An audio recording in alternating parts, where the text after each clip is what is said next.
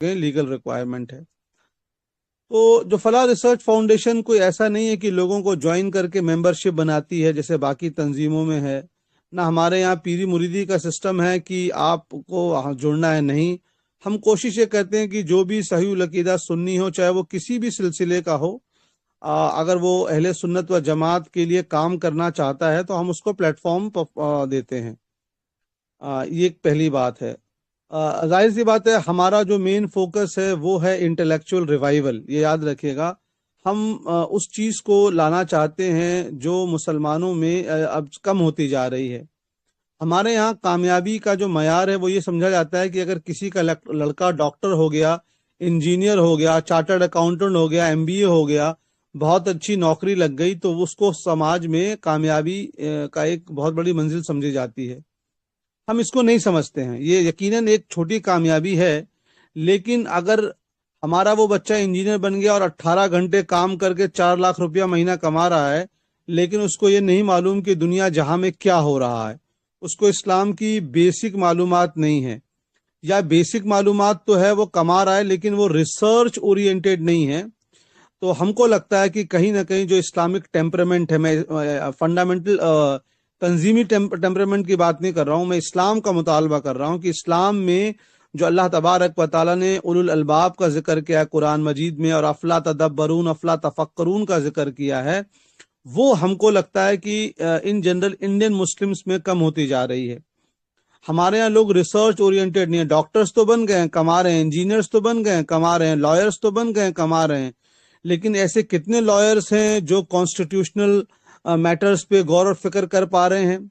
ऐसे कितने डॉक्टर्स हैं जो रिसर्च कर पा रहे हैं? पेशेंट देख के दवा देना ना अच्छी बात है, लेकिन आप कोरोना का एग्जांपल देख लीजिए। 51 इस्लामिक कंट्री हैं, किसी ने कोरोना की वैक्सीन को जो है वो काम नहीं किया, उस पर किसी ने उस पर रिसर्च नहीं किया।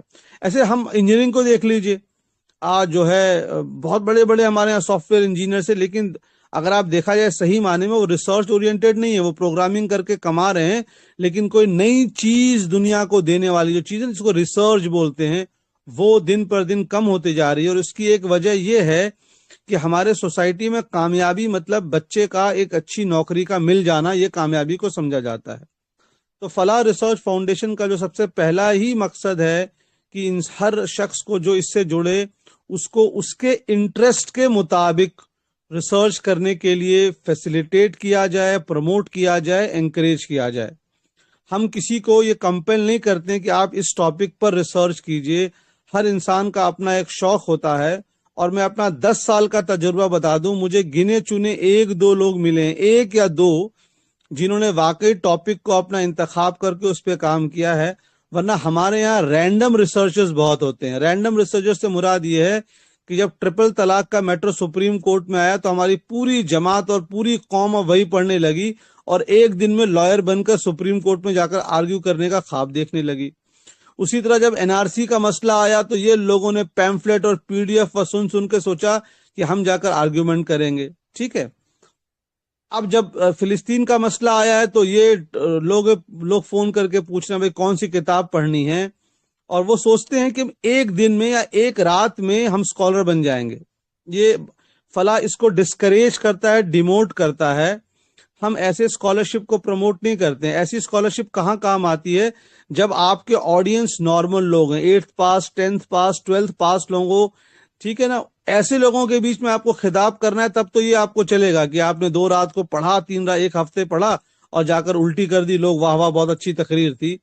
लेकिन हम जिस टेम्परामेंट को प्रमोट करना चाहते हैं, आपकी जो भी फील्ड हो आप उसमें हाई लेवल रिसर्च करें।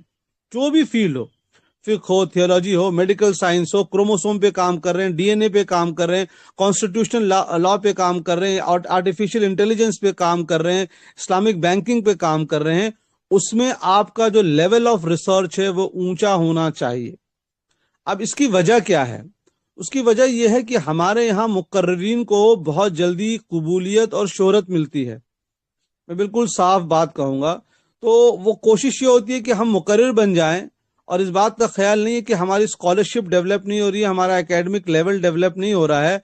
तो मुकर्रिर बनकर यूट्यूब पर वीडियो आ गई, اس میں کیا کس لیول کی گفتگو کی ہے، امٹیریل ہے.